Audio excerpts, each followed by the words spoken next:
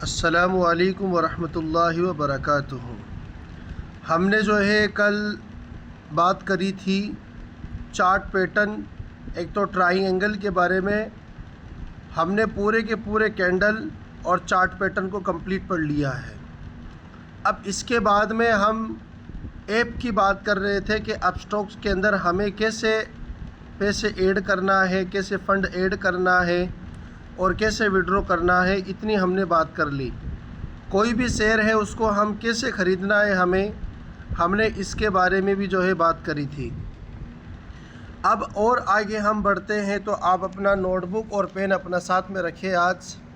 आज हम फंडामेंटल्स की बात करेंगे और कैसे हमें कौन कौन सी कंपनियों में शेयर्स के अंदर हम पैसा लगा सकते हैं। अभी 23 तारीख को बजट है अपना हिंदुस्तान का, तो उसके अंदर जो है बहुत सारी कंपनियों को बेनिफिट होने वाला है। बहुत सारी कंपनियां ऐसी हैं जिनको बड़े बड़े ऑर्डर मिलने वाले हैं। और अभी जो है अभी बीजेपी की गवर्नमेंट प्रॉपरली नहीं बनी है, यानी मिलजुल के बनी है।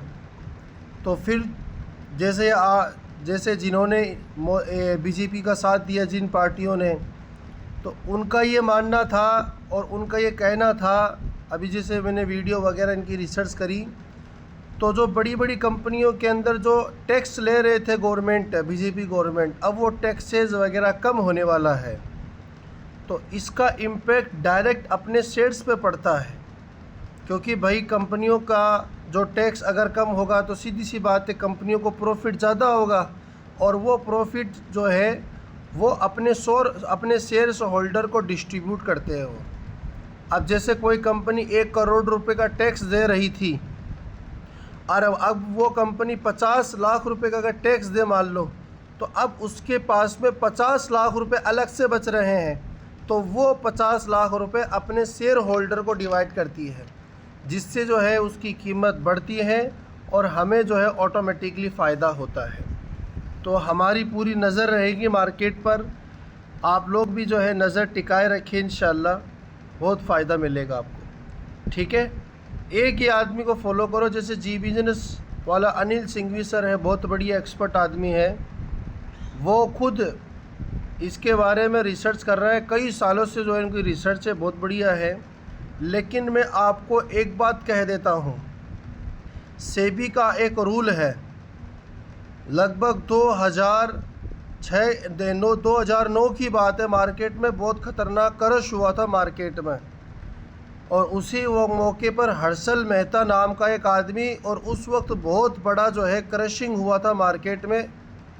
तो वो क्या करता था कि सबसे पहले तो जो है ख़रीद लेता था, और फिर वो टीवी पर आकर जो है कहता था कि भाई इसका टारगेट 170 रुपये है, और उसने 100 रुपये में ख़रीद लिया। तो लोग क्या करते थे, उस शेयर को ख़रीदते जाते और उसकी रेट बढ़ती जाती। जैसे 170 रुपये हुआ, तो हर्षल मेहता नाम का आदमी जिसने 100 रुपये में अपना शेयर ख़रीदा था, तो 170 रुपये के अंदर जो है अपना शेयर बेच के बाहर निकल जाता था। और उस वक्त क्या करते थे लोग, छोटे छोटे इन्वेस्टर, उस हाईएस्ट रेट पर जो है अपना शेयर्स ख़रीदते थे। फिर वो अगले दिन इतना जो है डाउन चला जाता कि बहुत लाखों करोड़ों लोगों का जो है उसके अंदर नुकसान हुआ था। तो अब फिर सेबी ने एक रूल बनाया, लगभग 2010 या 11 के बात है ये। सेबी ने रूल बनाया कि जिस एंकर ने या जिस मीडिया वाले ने या जिस किसी आदमी ने शेयर्स के बारे में रिकमेंडेशन किया है, वो शेयर वो आदमी नहीं ख़रीद सकता है। क्या कहा देखो सेबी ने, कि जिस आदमी ने शेयर के बारे में मीडिया में आके, जैसे जी बिजनेस, CNBC है, मीडिया में आकर एज ए एंकर बनकर जो भी शेयर्स के बारे में रिकमेंडेशन कर रहा है, वो शेयर वो आदमी खुद नहीं ख़रीद सकता है। अब जैसे अनिल सिंघवी है, वो जी बिजनेस पे आते हैं रोज़।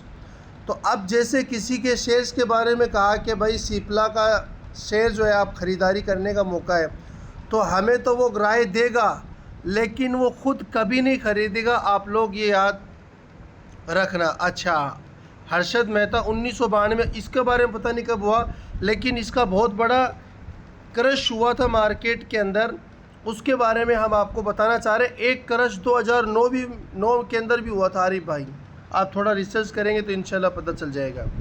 तो कहाँ बात चल रही थी अपनी, हाँ, तो जो एंकर होते हैं मीडिया वाले, वो एंकर जो है उस शेयर को नहीं खरीद सकते हैं, ये सेबी का रूल है ये।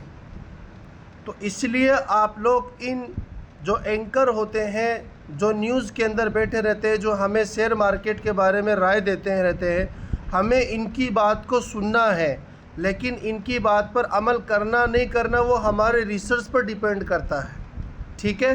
तो अब इसके बाद में जो है ना, हम थोड़ा सा स्टार्ट करते हैं फंडामेंटल्स के बारे में, लेकिन हम आपको जो है सबसे पहले तो अपस्टॉक्स के अंदर जो शेयर्स हैं, हम उसकी 2-3 बात बता देते हैं, फिर आपको एक साइड पे लेके चलते हैं। तो सबसे पहले जो है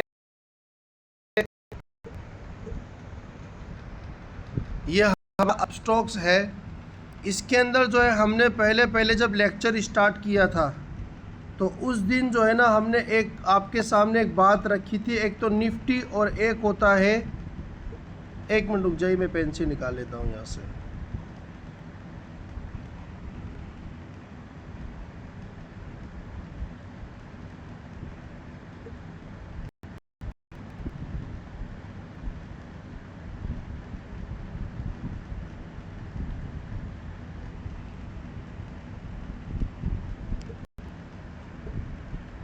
चलो, तो हमने बात करी थी पहले दिन एक तो निफ्टी की और एक सेंसेक्स की।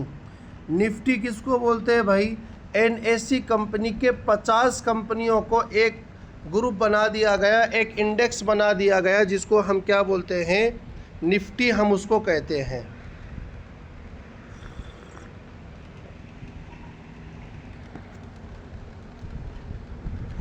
अब जो है वो 50 कंपनियां अगर एक साथ ग्रोथ करेगी तो इसका मतलब निफ्टी प्लस में रहेगा, और अगर वो एक साथ डूबेगी यानी उनकी रेट टूटेगी तो निफ्टी क्या रहेगा, माइनस में।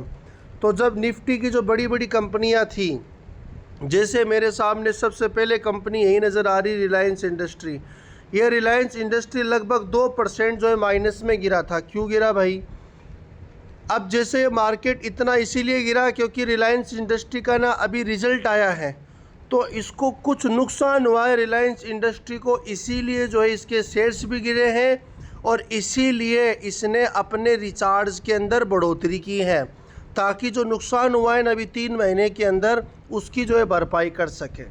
क्योंकि लगभग ये 18 लाख करोड़ रुपए की कंपनी है, या 20 लाख की, मैं भी देख के बताता हूँ आपको।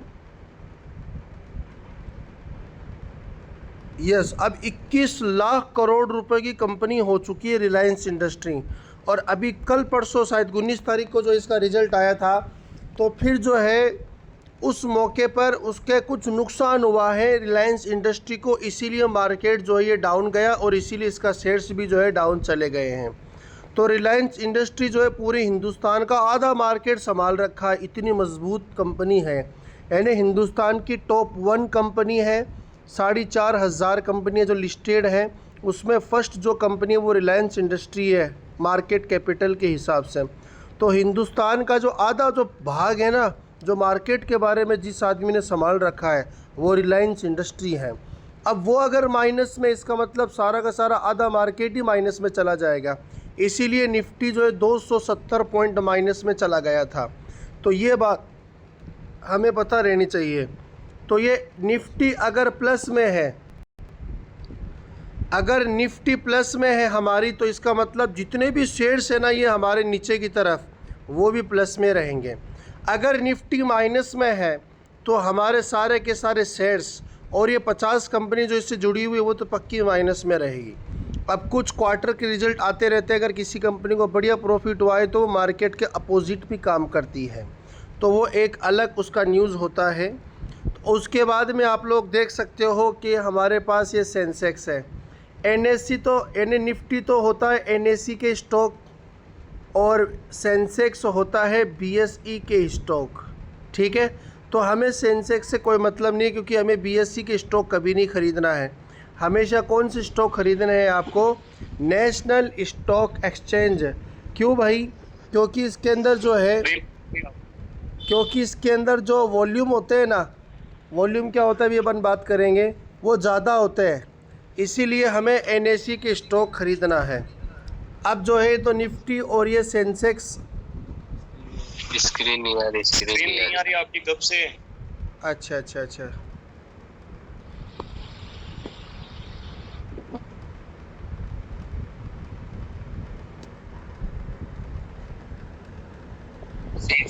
बताओ। अब आ रही है क्या?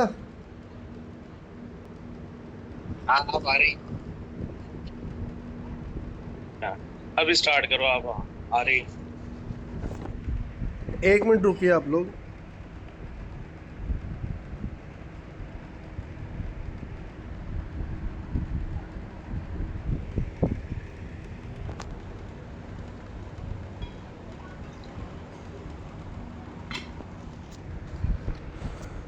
चलो, तो हम किसकी बात कर रहे थे? निफ्टी की और सेंसेक्स की बात कर रहे थे भाई इतनी देर हम।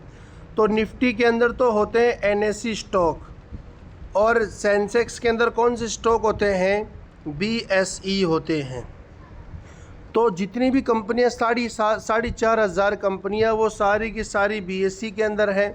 NSE के अंदर लगभग 2,000 या 1,700-1,800 कंपनियां हैं NSE के अंदर अभी प्रेजेंट टाइम में, क्योंकि ये बदलती रहती है। ये जो है इसका जो फिगर है वो बदलता रहता है, ठीक है। तो ये हमारी बात हुई। हमें जब भी मार्केट के अंदर देखना है तो हमें निफ्टी देखना है, क्योंकि हमें कौन से स्टॉक ख़रीदने पड़ते हैं भाई? NSE स्टॉक ख़रीदना है। अब फिर जो है सबसे पहले कोई भी आप लोग कंपनी उठा के देखेंगे ना, तो उस कंपनी के जैसे शेयर से सारे के सारे, तो इन शेयर के अंदर हम कोई भी शेयर उठा के देख लो, जैसे मैंने ये ITC का जो है कोई भी जैसे शेयर ले लिया, या चलो रिलायंस इंडस्ट्री की बात कर लेते हैं, वो ज़्यादा अच्छा रहता है।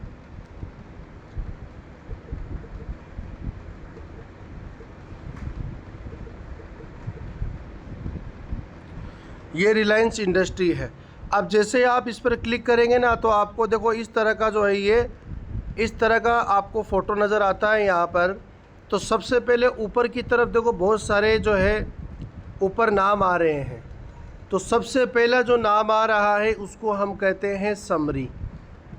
अब जैसे ये रिलायंस का स्टॉक है, इसकी प्राइस चल रही है इधर, या यहाँ पर जो है ना चलती रहती है, कभी ऊपर कभी नीचे, इस तरीके से। आपको सबसे पहले तो जाना है समरी पर।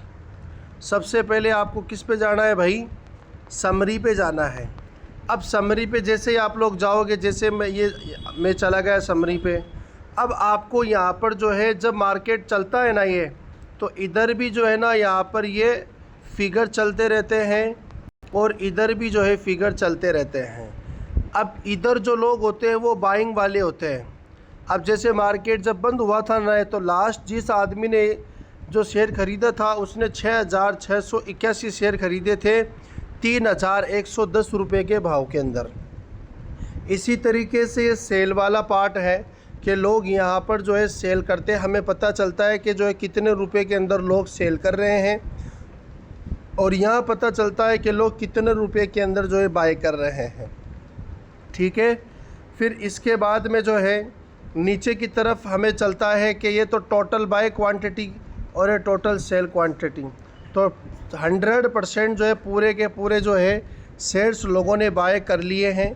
अब जब कल मार्केट खुलेगा ना, आज कौन सा है? संडे ना। हाँ, कल मार्केट खुलेगा तो फिर जो है जिन लोगों ने इसके शेयर्स ख़रीदे थे वो क्या करेंगे? अब इनको बेच देंगे और दूसरे आदमी ख़रीद लेंगे। तो इस तरीके से चलता रहता है।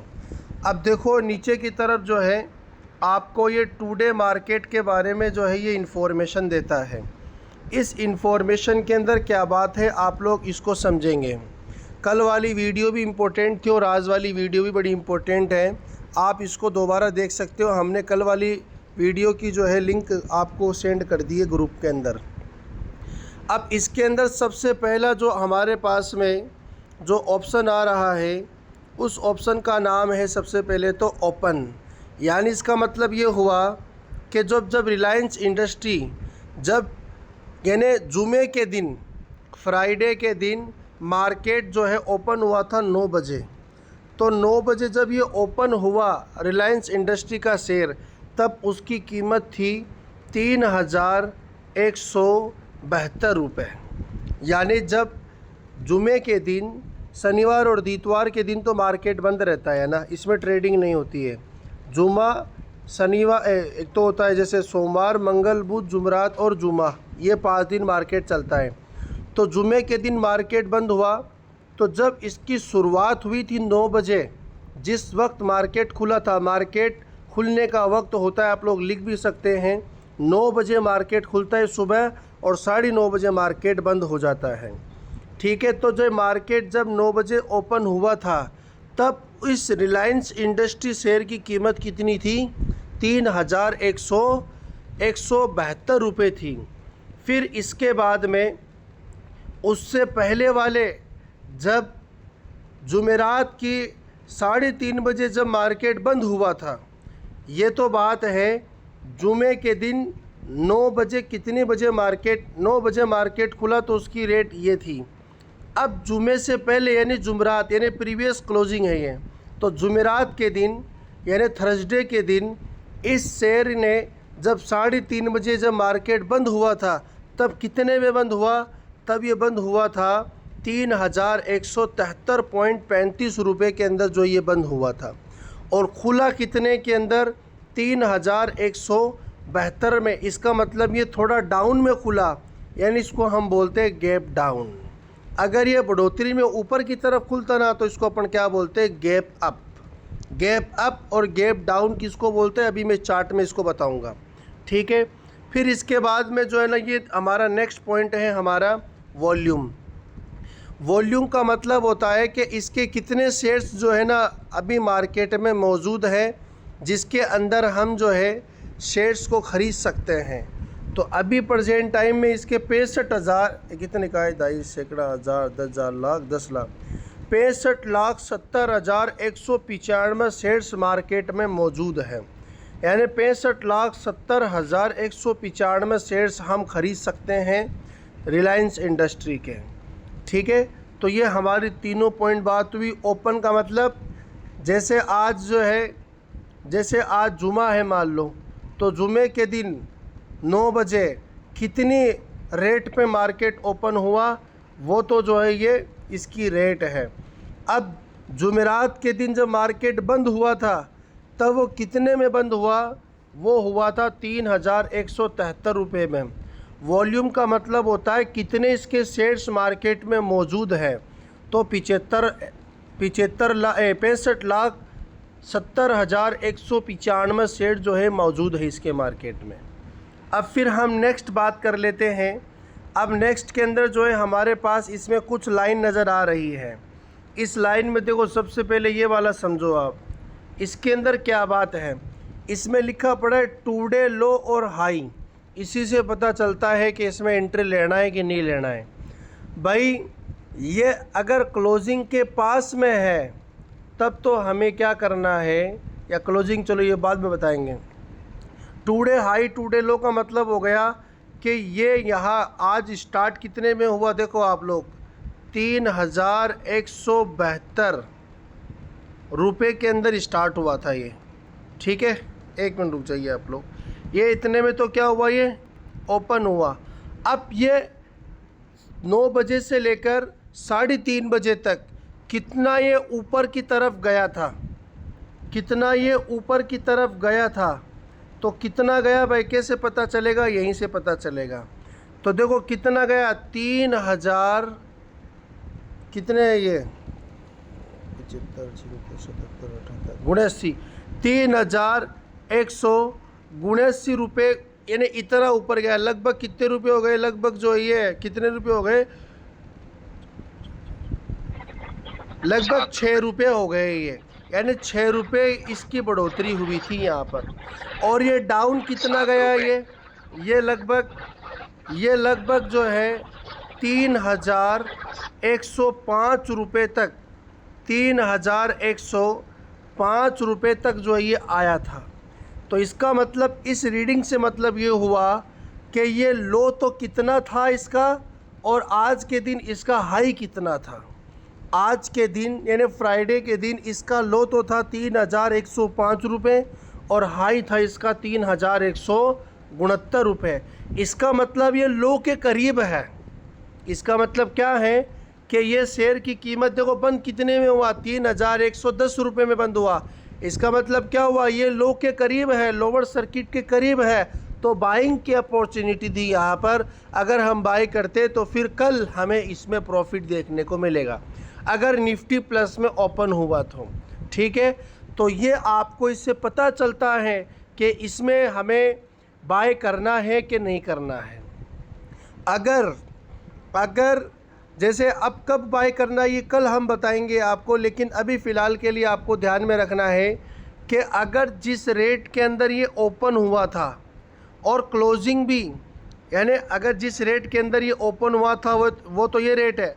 अब ये ऊपर कितना गया, ये ऊपर की तरफ, यानी यहाँ से पता चल जाएगा हमें। नीचे कितना आया ये हमें यहाँ से पता चल जाएगा। अब हम इसको बाय कर रहे हैं, मान लो 3 बजे हम इसको बाय कर रहे हैं। अगर 3 बजे जो है इसकी कीमत इसके लो के करीब है ना, तब हम इसको जो है यानी और थोड़ा 1-2 रुपये जो है लगाकर नीचे की तरफ, अब हम इसको जो है ख़रीदने का ऑर्डर लगा सकते हैं। मैंने क्या कहा मैं दोबारा बताता हूँ, पहले इसको क्लियर करते हैं सबको। इसके अंदर मैंने ये कहा कि जो है इस शेयर के अंदर इसका ओपनिंग कितना हुआ, 3,172 में ओपनिंग हुआ। इसका हाई कितना था, 3,169 रुपये इसका हाई था, 79 रुपये। और जो है इसका लोअर कितना था, 3,105 रुपये जो है इसका लो था। अब ये तो हमारा फिगर हमें पता चल गया है।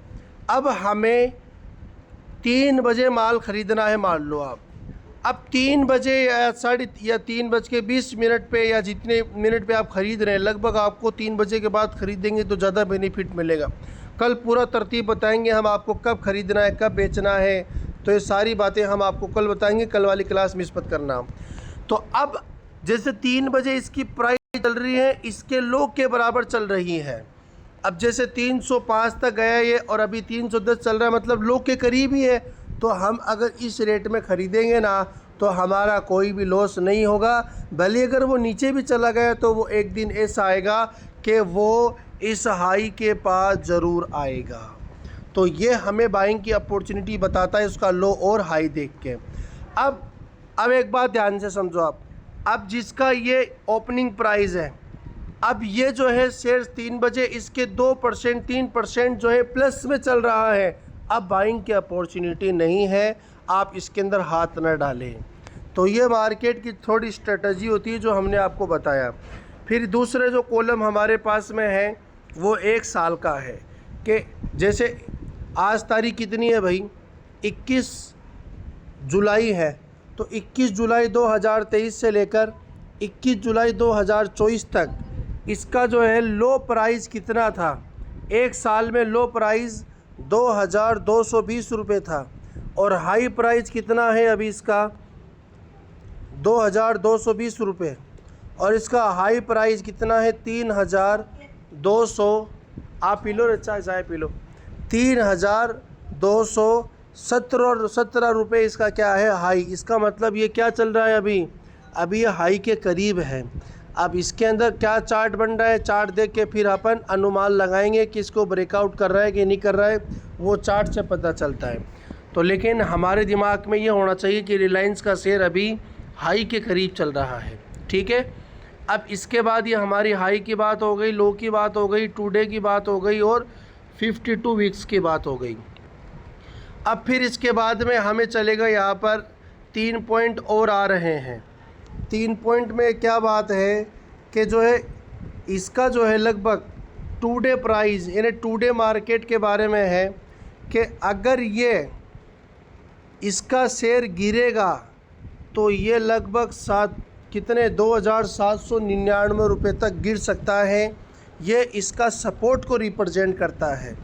यानी 2 डे मार्केट चल रहा है, जुमे के दिन मार्केट चल रहा है, तो ये इस बात को इंडिकेट करता है। ये एक्सपर्ट जो है ना, यहाँ पर जो ब्रोकर होता है, उनके जो एक्सपर्ट जो होते हैं ये रीडिंग देते हैं कि भाई ये आज के दिन अगर ये नीचे गिरेगा तो 2790 रुपये तक इसका सपोर्ट है और बढ़िया सपोर्ट है, तो वो वहाँ तक गिर सकता है।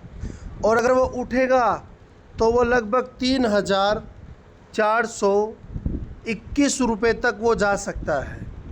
तो ये जो है ना हमारे पास, ये तो इसका हाईएस्ट प्राइस है एक दिन का और ये इसका लोवेस्ट प्राइस है और ये एवरेज ट्रेड है, यानी लोगों ने इतने इतने रुपए के अंदर लगभग जो है इस शेयर्स को आज ख़रीदा था। तो ये इस तरीके से जो है ना हमें दोनों बातों तीन बात को पता चलती है। इसमें हमें ये बात ध्यान रखनी है, इसका जो है लोअर सर्किट तो कितना लग सकता है और अपर सर्किट कितना लग सकता है।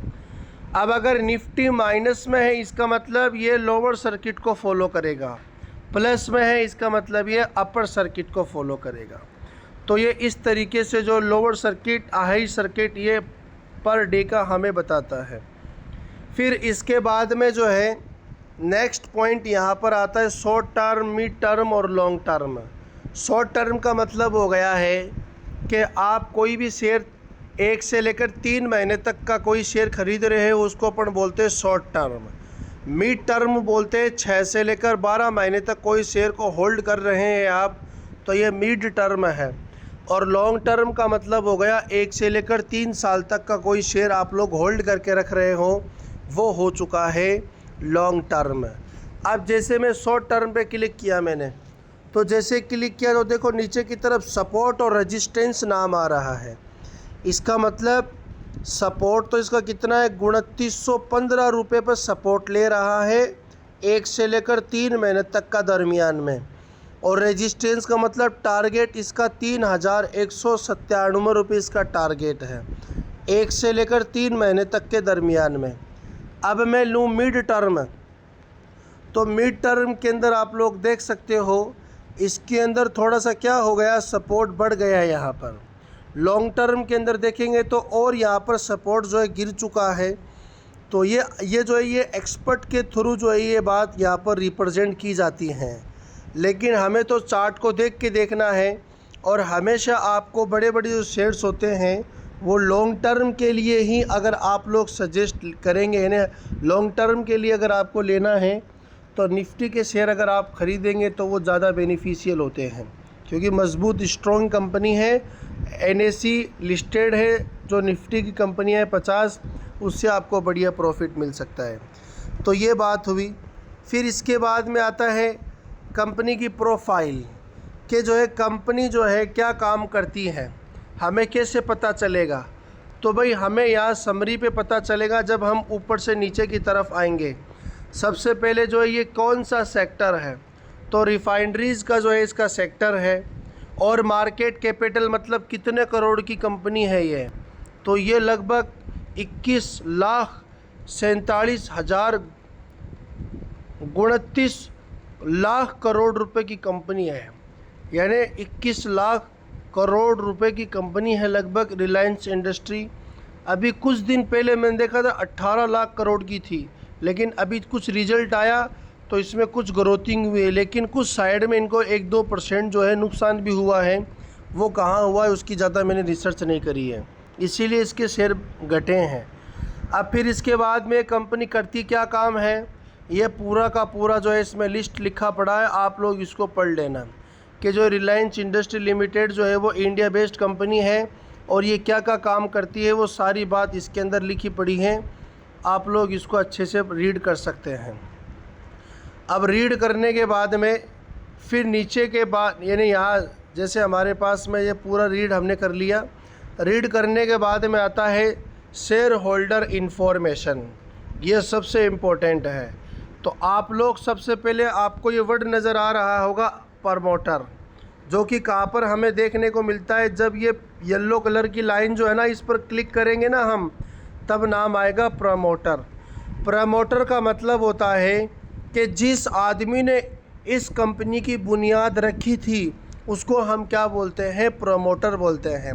तो एक कंपनी का प्रमोटर कितना होना चाहिए, तो आप लोग लिख सकते हो इस बात को कि एक कंपनी के अंदर हम जिस कंपनी में हम शेयर्स खरीद रहे हैं वो उस कंपनी के अंदर प्रमोटर की भागीदारी 50% से ज़्यादा होनी चाहिए। आप लोग लिख सकते हैं इस बात को कि प्रमोटर हमेशा 50% से ज़्यादा होना चाहिए। प्रमोटर हमेशा 50% से ज़्यादा होना चाहिए। 60%, 70%, 80%, 90%। तो इसका मतलब क्या हुआ भाई, जो अपना मुकेश अंबानी है, जो रिलायंस इंडस्ट्री का मालिक कहलाते हैं, वो केवल 50% ही मालिक है रिलायंस इंडस्ट्री का। और कौन मालिक है भाई, अब हम बताते हैं आपको। अब जैसे मैं इस पर क्लिक कर रहा हूँ, देखो आप लोग, इस पर क्लिक कर रहा हूँ मैं। अब जैसे ही मैं इस पर क्लिक किया, इसका मतलब ये क्या आ गया, म्यूचुअल फंड्स। यानी जो म्यूचुअल फंड्स लोग क्या करते हैं, जैसे बहुत सारे लोग होते हैं जो म्यूचुअल फंड में पैसा लगाते हैं। कहते हैं भाई म्यूचुअल फंड्स वाले कि आप 1 लाख रुपए दे दो, 1 साल के अंदर हम आपको 20%, 15% जो है प्रॉफिट दे देंगे। यानी 1 लाख के बदले में 20,000 रुपये दे देंगे आपको प्रॉफिट। तो वो करते क्या है म्यूचुअल फंड्स वाले, वो इन्हीं शेयर मार्केट में पैसा लगाते हैं। तो 7.5% जो म्यूचुअल फंड्स के लोग हैं, उन्होंने रिलायंस इंडस्ट्री में पैसा लगा रखा है। अब जैसे मैंने कोई भी एग्ज़ाम्पल मान लो, मैंने कोई म्यूचुअल फंड में पैसा लगा दिया 1 लाख रुपए, और अब मुझे साल के आखिरी में कितने रुपए मिलेंगे भाई, 20,000 रुपये, यानी 20% मिलेगा।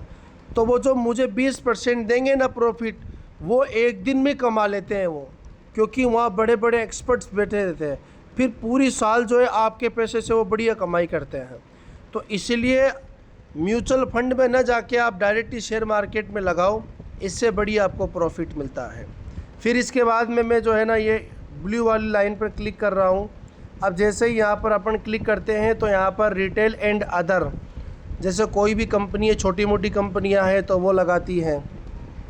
इसके बाद अदर डोमेस्टिक इंस्टीट्यूट, जैसे हिंदुस्तान की जो डोमेस्टिक इंस्टीट्यूट होती है, डोमेस्टिक जो कंपनियां होती है हिंदुस्तान की कंपनियां, वो पैसा लगा रखी है। फिर रेड कलर का यहाँ पर निशान है, मतलब फॉरेनर्स इंस्टीट्यूट, FII इसको अपन बोलते हैं।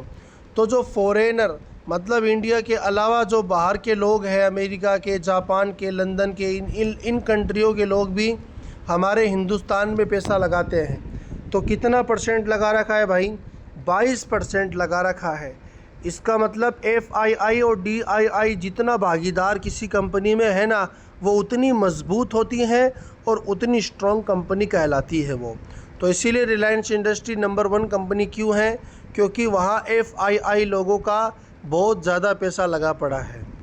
ठीक है, तो ये हमें शेयर होल्डर यानी इस जो सर्कल से हमें ये सारी इन्फॉर्मेशन देखने को मिलती है। फिर ये क्वार्टर के रिज़ल्ट भी है, जैसे FII इंस्टीट्यूट के बारे में। फिर ये डिविडेंड देती है कंपनी। डिविडेंड का मतलब होता है प्रॉफिट देती है। डिविडेंड किसको बोलते हैं अभी मैं आपको कल बताऊंगा ना डिविडेंड के बारे में, अभी टाइम ज़्यादा हो गया। तो डिविडेंड मतलब एक शेयर के बदले में जो है बोनस 9 रुपये देता है ये कंपनी। 21 अगस्त को जो है ना इस कंपनी ने अपना डिविडेंड लॉन्च किया था 9 रुपये। यानी 21 अगस्त 2022 को भी कितने रुपए किया था उसने, 8 रुपये। यानी अब अगस्त का जो महीना आएगा ना, तो उस वक्त दोबारा अपना डिविडेंड देगी कंपनी। तो लगभग ये 8 या 9 के बीच में रहने वाला है ये डिविडेंड। ठीक है, तो इस तरीके से डिविडेंड का मतलब प्रॉफिट एक शेयर के बदले में। आप यूँ मोटा मोटा समझ लीजिए, अगर मेरे पास रिलायंस के 10 शेयर हैं और मैंने 18 अगस्त 2022 को मैंने ख़रीद लिया था इस शेयर को, 10 शेयर ख़रीदे, और मैंने वो शेयर को 21 अगस्त 2023 तक होल्ड करके रखा 10 शेयर को, तो मुझे अलग से एक शेयर के बदले में 9 रुपये जो रिलायंस इंडस्ट्री का मालिक मुझे देगा। तो यानी कितने रुपए हो गए मेरे पास में, 10 को 9 से गुणा करेंगे तो 90 रुपये मेरे पास अलग से प्रॉफिट आएगा। अब शेयर की कीमत कितनी बढ़ गई वो मेरे पास अलग से प्रॉफिट आएगा। इसीलिए लॉन्ग टाइम का आप लोग अगर इन्वेस्ट करके मार्केट में आएंगे तो आपको ज़्यादा प्रॉफिट मिलता है। तो फिर इसके बाद में जो है इस तरीके से जो है ना हमारे पास ये समरी में जो बातें लिखी रहती है वो हमने आपके सामने जो है रिप्रेजेंट करी है। अच्छे से समझ में आया होगा आपको कि किस किस पॉइंट का क्या क्या मतलब है। पहले तो अपन बस से देख लेते हैं, हाँ भाई ठीक है, अब अपन को समझ में आया। फिर इसका ये चार्ट यहाँ पर भी हम देख सकते हैं चार्ट को, और ट्रेडिंग व्यू के अंदर भी हम चार्ट को देख सकते हैं। फिर इसके बाद में ये ऑप्शन चेन के बारे में है, जो कि हमें कभी नहीं करना है, ऑप्शन ट्रेडिंग। फिर नेक्स्ट है हमारी न्यूज़ कि भाई रिलायंस इंडस्ट्री के क्या न्यूज़ चल रही है, कोई भी अगर इसका क्वार्टर का रिज़ल्ट है या कोई भी बात है, कोई इसको ऑर्डर मिला, कोई इसको नुकसान हुआ या कोई प्रॉफिट हुआ, तो वो सारा का सारा जो है हमें यहाँ पर एज ए न्यूज़ की फॉर्म के अंदर मैसेज मिलते हैं। फिर इसके बाद इसके फंडामेंटल्स है, तो फंडामेंटल्स तो अपन अलग से इसको देखेंगे कि PE ratio, PB ratio, ROE, ROC, dividend, debt to equity, ये सारी बातें। अब अभी देखो जून के अंदर इनका जो है ये क्वार्टरली रिज़ल्ट आया है, इतना करोड़ की इनकी वैल्यू है, अभी कितना प्रॉफिट हुआ वो भी आप लोग यहाँ देख सकते हो। तो ये इस तरीके से पूरा का पूरा जो है हमें यहाँ इसकी रिपोर्ट भी नज़र आती है। और यहाँ अगर आप लोग नहीं देखना चाहते तो screener.com एक साइट है, वहाँ सबसे बढ़िया नज़र आता है हमें। तो ये तो जो है ना ऐप के अंदर हमें रिप्रेजेंट कर रहा है। तो अब आपको इस तरीके से जो है क्या करना है, एक एक शेयर का जो है रिसर्च करके आपको काम करना है। अब जैसे ITC है, तो सबसे पहले तो ये देखो कि इस कंपनी के अंदर प्रमोटर की भागीदारी कितनी है। भाई इस कंपनी की प्रमोटर के तो कोई भागीदारी नहीं है, मतलब लोगों के पास कंपनी, इसका मतलब ये कभी भी डूब सकती है भाई कंपनी है। तो इसलिए हमें ऐसी कंपनियों से बचना चाहिए। इसका जो मालिक था ना ITC का मालिक, उसने सारी कंपनी लोगों में बांट दी, अपने पास कुछ नहीं रखा इसको। तो ये कंपनी कभी भी जो है कुछ भी हो सकता है, तो ऐसी कंपनी में हमें नहीं पैसा लगाना। हालांकि बहुत मजबूत कंपनी है ये, मजबूत कैसे हुई? मतलब नहीं, मार्केट कैपिटल के हिसाब से मजबूत कंपनी है ये। कितना, लगभग 1,2,2,10,000 10,000 लाख 5,87,618 करोड़ रुपए की कंपनी है ये। है तो मजबूत है, लेकिन प्रमोटर के पास इसकी कोई भागीदारी नहीं है। इसीलिए जो है इस कंपनी के अंदर हम लॉन्ग टाइम का इन्वेस्टमेंट नहीं कर सकते हैं। शॉर्ट टर्म तो हम कर सकते हैं यहाँ पर,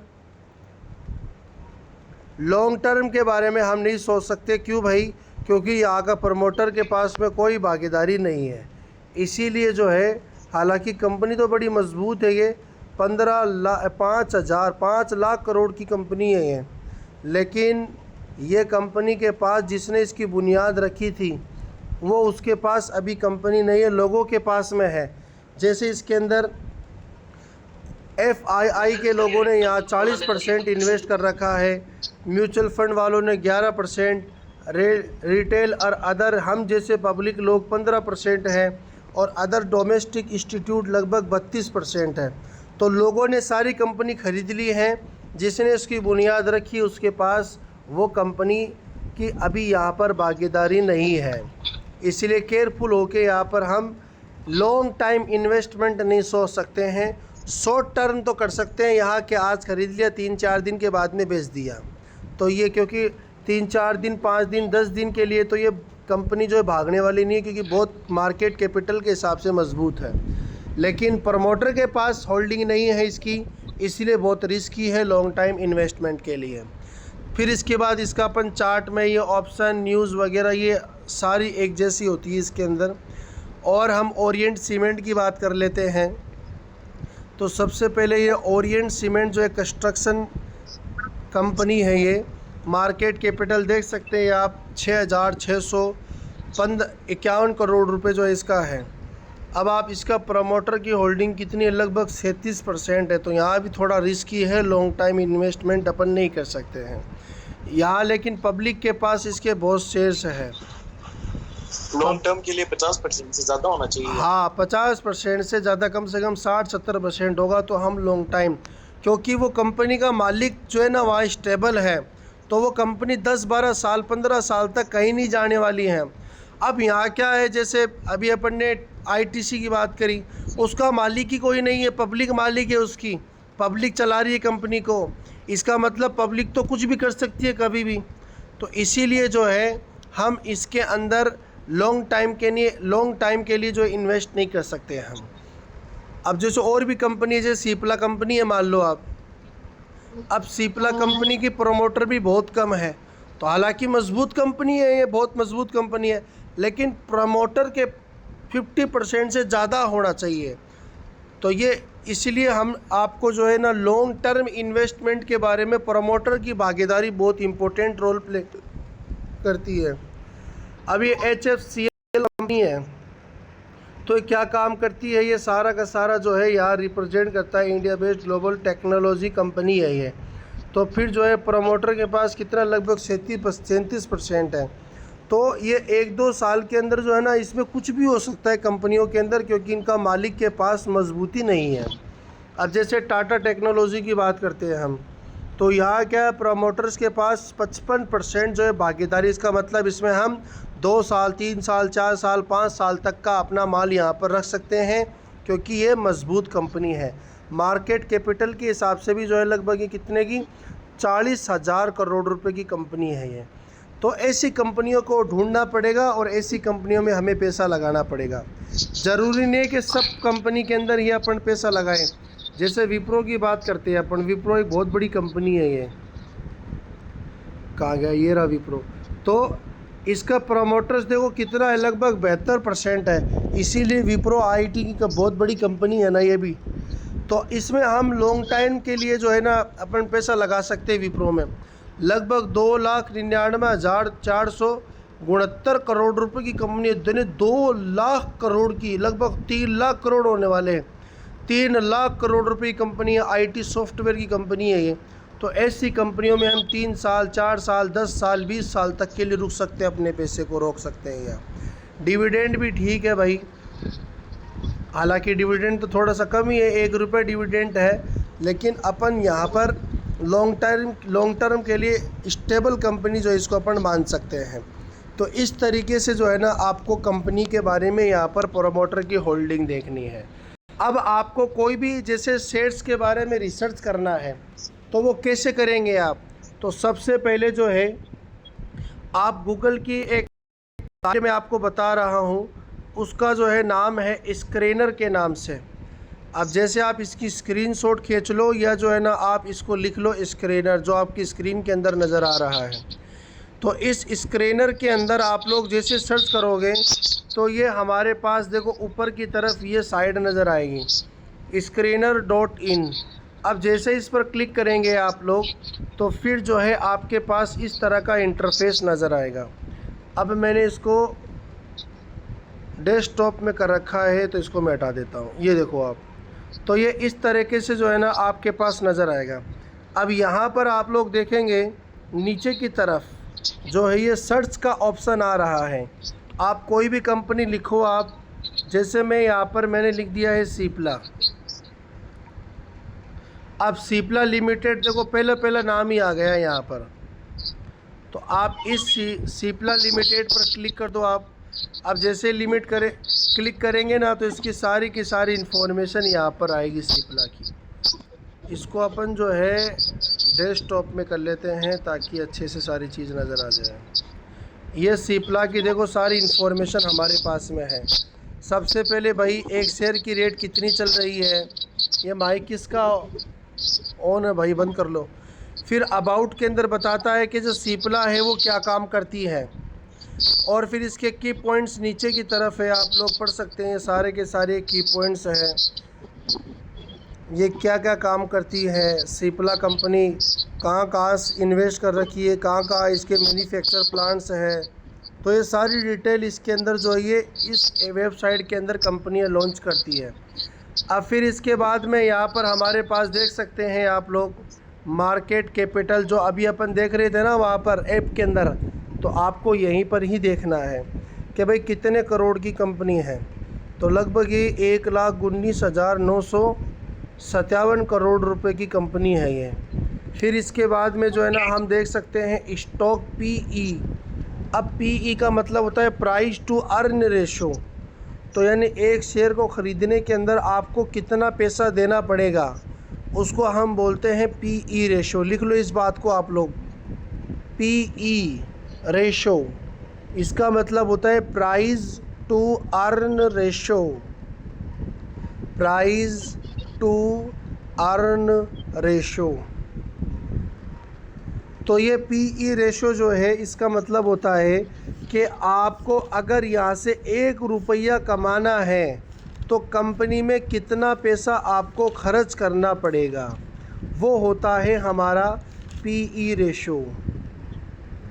1 रुपया कमाने के लिए कितने पैसे इन्वेस्ट करना पड़ेगा, वो होता है पीई रेशो। अब आप आगे लिख लीजिए, जितना पीई कम होगा उतना ही स्ट्रॉन्ग कंपनी मानी जाएगी। जितना पीई कम होगा उतना ही स्ट्रॉन्ग कंपनी मानी जाएगी। तो पीई रेशो के बारे में ये बात आपको ध्यान में रखनी है कि पीई का मतलब होता है प्राइस टू अर्न रेशो। 1 रुपया कमाने के लिए कंपनी को कितना इन्वेस्ट करना पड़ेगा, वो पीई रेशो है। अब जितना कम होगा ना, ये जितना कम होगा उतनी बढ़िया कंपनी मानी जाती है, वो उतनी बढ़िया कंपनी मानी जाती है। ठीक है। फिर इसके बाद में हमारे पास में है नेक्स्ट ROCE। इसका मतलब होता है return on capital employed. ROCE लिख लो इन सारी बातों को भैया आप लोग।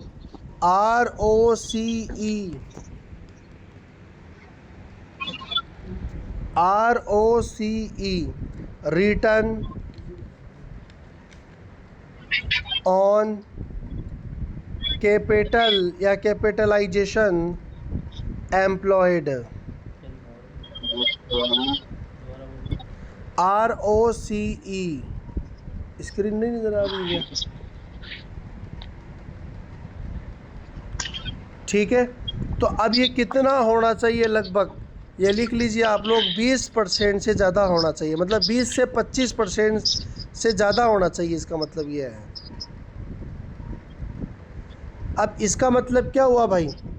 इसका मतलब ये हुआ कि कंपनी के पास जितना कैपिटल है, कंपनी के पास जितना कैपिटल है, 1 साल के अंदर एम्प्लॉयड के थ्रू कितना कैपिटल गेन किया। 1 साल के अंदर, यानी जितना कैपिटल है, जितना पैसा है, 1 साल के अंदर जो है एम्प्लॉयड के थ्रू कितना कैपिटल गेन किया, कितना प्रॉफिट इसने हासिल किया, वो उस कंपनी की ROCE वैल्यू है। तो सिप्ला की कितनी है? 23.1% है, जो कि एक बहुत बढ़िया रेंज है। इसके जरिए 1 साल में, 1 साल के अंदर जो है एम्प्लॉयड के थ्रू, यानी जैसे ये कंपनी के पास जितना पैसा है ना, तो उसमें से कितना इन्होंने प्रॉफिट गेन किया है। एम्प्लॉयड का मतलब, एम्प्लॉयड का मतलब होता है काम करने वाले वर्कर।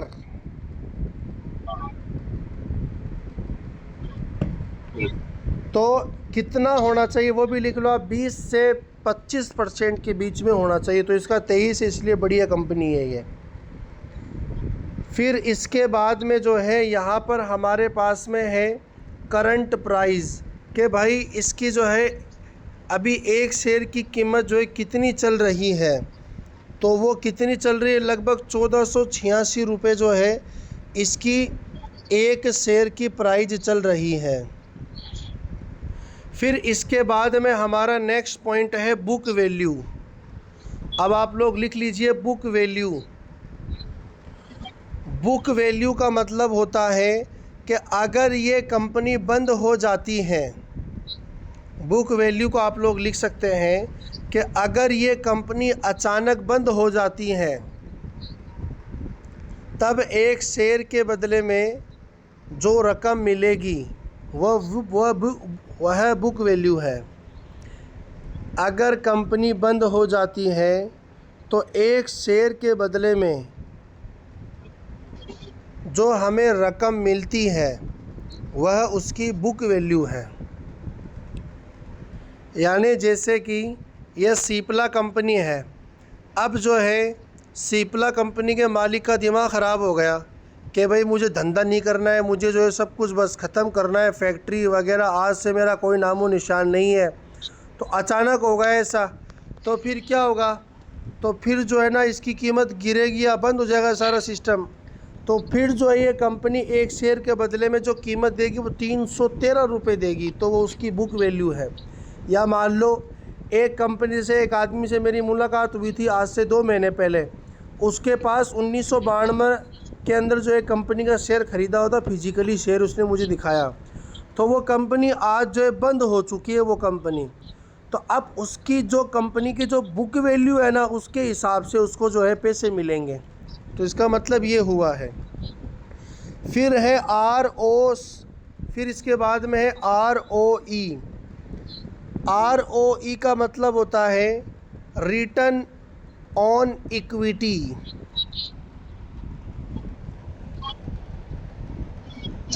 ROE का मतलब होता है रिटर्न ऑन इक्विटी। तो ये कितना होना चाहिए वो आप लोग लिख लीजिए। ये 20% से ज़्यादा होना चाहिए ये भी। अरे भाई माइक बंद कर लो आप लोग। सर बुक वैल्यू वापस बताना। बुक वैल्यू का मतलब होता है कि अगर कोई कंपनी बंद होने की कगार पे है, बंद होने वाली है कोई कंपनी, तो अगर हमने इसके कोई शेयर 1000 रुपये के ख़रीदे मान लो, अब हम उसको बेच ही नहीं सकते, बंद हो गई कंपनी, बंद हो गई, तो फिर हमारे पास में उस एक शेयर की जो कीमत है 313 रुपये वो हमारे अकाउंट में आएगी डायरेक्ट ही। तो ये बुक वैल्यू का मतलब हुआ है। चलो तो फिर एक शेयर के ऊपर मिलेगी। हाँ, एक शेयर के बदले में हमें मिलती है बुक वैल्यू। जैसे अपन एक शेयर 500 का खरीदा तो उसके ऊपर मिलेगा ये अमाउंट अपन को? ऊपर नहीं मिलेगा, एक शेयर के बदले में मिलेगा ये 313 रुपये। तो चाहे वो शेयर कितने का खरीदो अपन? हाँ, वो चाहे कितने का खरीदो वो शेयर। आज 1486 रुपया ना। 1400 मैंने जैसे 1486 रुपये का मैंने शेयर खरीद लिया। हाँ। तो फिर अब जैसे कल खबर आ गई भी रिलायंस इंडस्ट्री सिप्ला कंपनी ख़त्म हो चुकी है, कल से दवाई नहीं बनाएगी कंपनी, बैन हो गई कंपनी, गवर्नमेंट में इसको बैन कर दिया। तो अब क्या होगा, अब इसके शेयर्स हम जो है ना तो ख़रीद सकते हैं ना बेच सकते हैं, अब इसके शेयर बैन हो गई कंपनी। तो फिर जितना हमने जैसे एक शेयर ख़रीद रखा है, तो अब हमें उस शेयर की कीमत 331 रुपये हमारे अकाउंट में आएगी, वो उसकी बुक वैल्यू होती है। समझ गए क्या? यानी नुकसान। समझ गया। हाँ, चलो फिर इसके बाद में ROE है। ROE का मतलब होता है रिटर्न ऑन इक्विटी।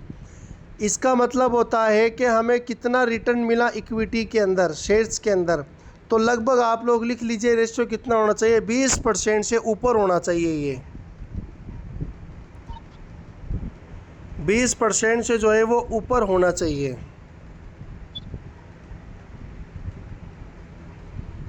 ठीक है। फिर इसके बाद में जो है हमारे पास में हाई और लो है। इसका मतलब एक साल में इसका हाई कितना रहा और लो कितना रहा। तो एक साल में इसका हाईएस्ट जो प्राइस है वो 1585 रुपये तक को क्रॉस करके आया है ये, और लोअर का मतलब 1038 रुपये जो है ये इसका लो प्राइस था एक साल के दरमियान का। तो जो है ना इस तरीके से हमें लिए लो और हाई का पता चलता है यहाँ से। फिर डिविडेंड हिल्ड का मतलब ये मैं कल आपको बताऊंगा। डिविडेंड का मतलब बोनस देती है कंपनियां, कोई 10%, कोई 5%, इस तरीके से। फिर एक होती है फेस वैल्यू। तो फेस वैल्यू तो अलग अलग हो सकती है, 2 रुपये, 4 रुपये, 5 रुपये, इसका एक अलग काम है, इसको भी अपन कल बताएंगे। तो आपको अभी फ़िलहाल के लिए जो बात बताई गई है उस पर आप लोग ध्यान से समझ लीजिए। फिर इसके नीचे इसका चार्ट है। चार्ट के बाद में इसके जो है ना कुछ इम्पोर्टेंट बातें हैं। अब आप यहाँ देख सकते हो, कंपैरिजन के अंदर आप लोग देखेंगे तो सेक्टर फार्मा सेक्टर है। तो फार्मा सेक्टर की लगभग 7 कंपनियाँ मेरे सामने नज़र आ रही है। सन फार्मा है, सिप्ला है, जाइडस है, डॉक्टर रेड्डी है, मैकिन लुपिन और अरबिंदो फार्मा है। तो ये सारी की सारी जो कंपनियां हैं ये लगभग बढ़िया कंपनियां हैं। तो फार्मा की सबसे बड़ी कंपनी है सन फार्मा, जो उसका मार्केट कैपिटल इतना है, इसका प्रॉफिट इतना है, तो सारी बातें इसमें लिखी पड़ी है। और 2 नंबर पे है सिप्ला कंपनी है। तो इस तरीके से जो है ना हमारे पास ये सेक्टर वाइज कंपनियां हैं। फिर क्वार्टरली रिज़ल्ट कितना इसका आया है, तो वो रिज़ल्ट हमारे पास में है अभी मार्च के अंदर जो है इसको कितना सेल्स हुआ, कितना प्रॉफिट हुआ, अदर इनकम कहाँ से, इंटरेस्ट का पैसा कितना आया, तो ये सारा प्रॉफिट और लॉस के बारे में है ये। तो ये जो है ना, इसको अपन डिटेल से इसकी वीडियो बना के ही अपन बात करेंगे, है ना। तो आपको इसके अंदर ज़्यादा दिमाग तो न लगाना, केवल आपको केवल ऊपर वाला जो पोर्शन है ना उस पर ध्यान रखना है कि ROCE, ROE, बुक वैल्यू और PE, इनमें सबसे ज़्यादा इम्पोर्टेंट होता है PE रेशो। उसको तो आप ज़रूर से ध्यान से समझ लीजिए। फिर यहाँ पर बैलेंस शीट के अंदर आप लोग देख सकते हो एक पॉइंट आ रहा है यहाँ पर बोरोइंग। इसका मतलब होता है कंपनी पर कितना कर्ज है।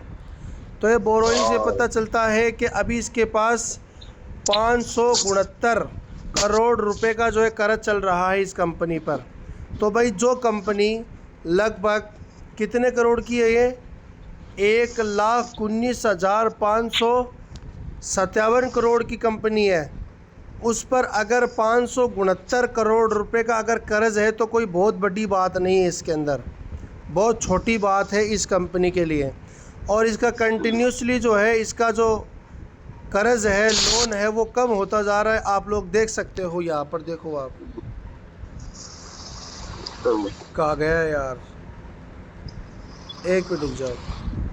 हाँ यार देखो, ये आप लोग देख सकते हैं। इसके ऊपर वाला देखो आप, ये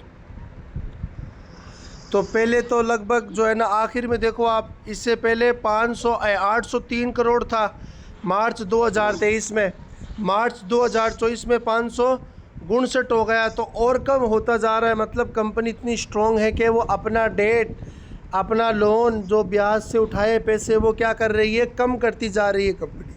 तो इस बात से पता चल रहा है कंपनी बहुत एक्टिव है, कंपनी बहुत बढ़िया काम करना चाह रही है और कंपनी जो है ना बहुत स्ट्रॉन्ग है। इस बात को हमें इस बात से पता चलता है कि कंपनी जो है अपने डेट के मामले में जो है ना बहुत स्ट्रॉन्ग है। 2016 के बाद देखो कितना डेट कम करती जा रही है और आज जो है बहुत कम इसका डेट है। तो यहाँ से हमें डेट टू इक्विटी यहाँ से ही मिलता है। फिर इसके बाद में और नीचे आएंगे तो फिर ये जो है शेयर होल्डर वगैरह, प्रमोटर इसके पास 30% है अभी फ़िलहाल, क्योंकि इसीलिए अपनी कंपनी को इस मालिक ने बेच दिया, क्योंकि इसके पास ना डेट बहुत था। आप ध्यान से समझ सकते हो कि लगभग जो है 2016 में इसके पास 5,202 रुपये का कर्जा था और उस वक्त इसकी होल्डिंग कितनी थी, 33% थी। लेकिन FIIs के लोगों ने यहाँ इसको बेच दिया, फिर DIs के लोगों ने यहाँ पर क्या किया और यहाँ ख़रीद लिया। फिर गवर्नमेंट का कोई यहाँ रोल नहीं है, पब्लिक का 17%, यहाँ 16%। अच्छा हाँ, पब्लिक ने यहाँ पर क्या किया है, अपनी होल्डिंग कम कर दी है, उसकी वजह से इसका डेट कम होता चला गया। फिर ये अनाउंसमेंट वगैरह है, तो ये पूरा का पूरा जो है ये आपको screener.com के अंदर जो है आपको नज़र आ जाएगा। तो ये हमारा फंडामेंटल है। और भी अपन देख सकते हैं, जैसे आप लोग, जैसे मैंने कह दिया कोई भी कंपनी है, क्या अपन सर्च करें, कोल इंडिया को सर्च करते हैं अपन।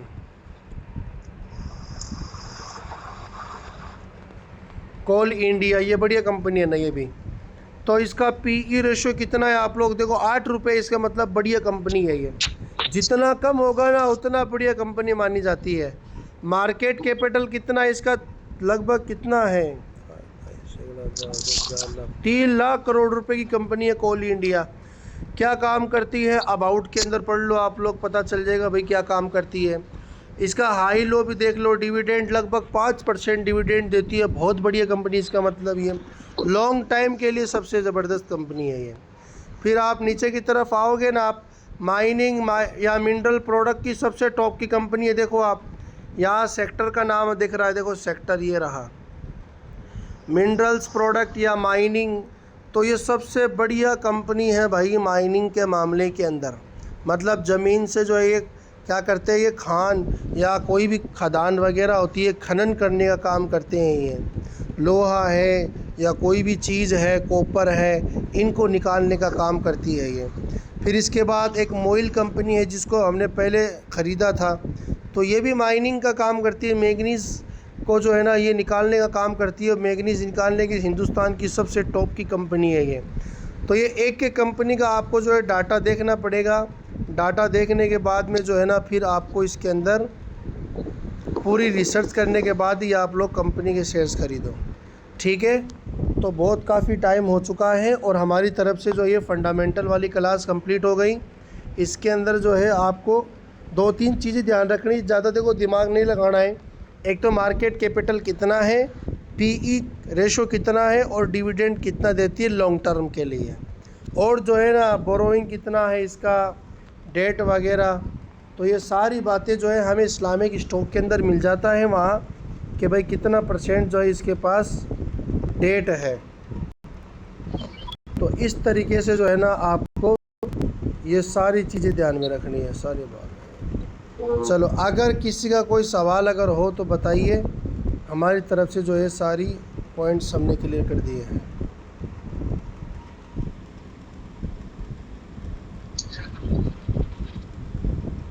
किसी का कोई सवाल हो आरिफ भाई, कोई सवाल हो आपका? सवाल अभी तो हो गए, चलो, सब क्लियर है। किसी का कोई सवाल है क्या भाई? होगा सारा। हाँ, चलो ठीक है फिर। अस्सलाम वालेकुम वरहमतुल्लाहि वबरकातुहू।